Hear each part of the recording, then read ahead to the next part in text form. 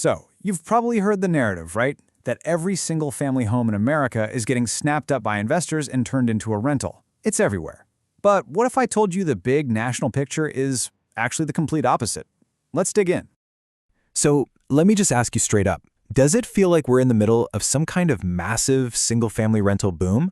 Because, the actual data tells a really fascinating and, well, a very different story. And here it is. This is the big reveal. A decade ago, roughly 1 out of every 5 single-family homes in the country was a rental. But today, that number has actually dropped to about 1 in 6. So this is the key point. Nationally, the share of single-family rentals is shrinking, not growing.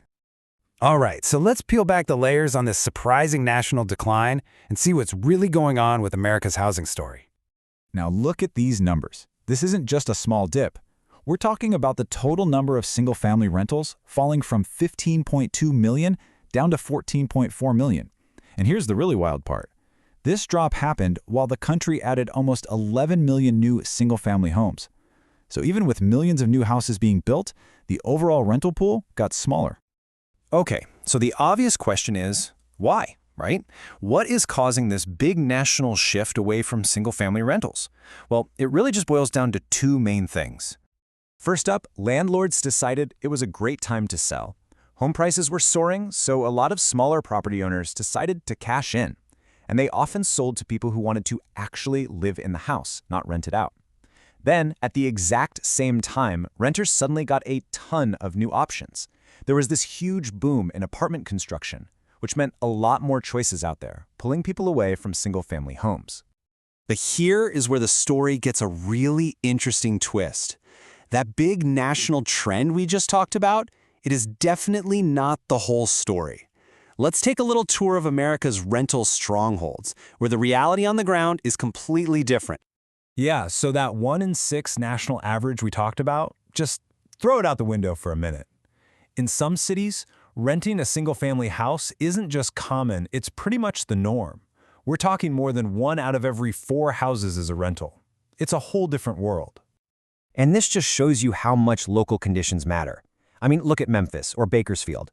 The housing there is just mostly single-family homes, so of course that's what's available to rent.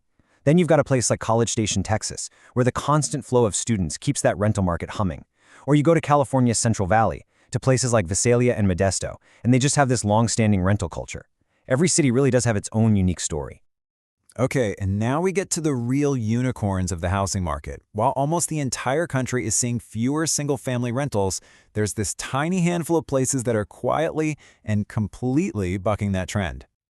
I want you to just think about this for a second. We're looking at the 250 largest metro areas in the entire U.S. How many do you think, just take a guess, actually have a higher share of single-family rentals today than they did a decade ago? Look at that. It's just 8%. A tiny little sliver. That means a whopping 92% of major cities have either seen their share of single-family rentals go down or just stay the same.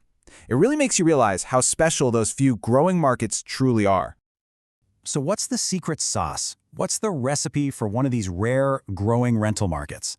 Well, it seems to be this unique mix of ingredients. You need a constant flow of renters, think students or military personnel. You need a pretty tight apartment market, which pushes people to look at houses. And you need a good supply of older, more affordable, single-family homes to begin with. That's the formula you find in places like Columbia, Missouri, or New Haven, Connecticut. So after going through the national decline, the local hotspots, and these rare growing markets, what's the big takeaway here?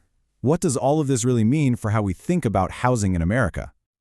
It really boils down to this, and if you remember one thing, make it this. There is no such thing as a single American housing market. It just doesn't exist. What we really have is this giant, messy patchwork quilt made up of thousands of totally unique, hyper-local stories. National headlines are one thing, but what's happening street by street, neighborhood by neighborhood is what really matters. And, Nadia Evangelou from the National Association of Realtors, the senior economist who did all this research, she just nails it with this quote. She says the rental market basically just mirrors the local housing reality. If a town is built on single-family homes, well, then people are going to rent single-family homes. It's really that simple. Which, of course, brings us to the final question, the one for you to think about. Forget the national news for a second. What's the real rental story that's playing out right there in your own neighborhood?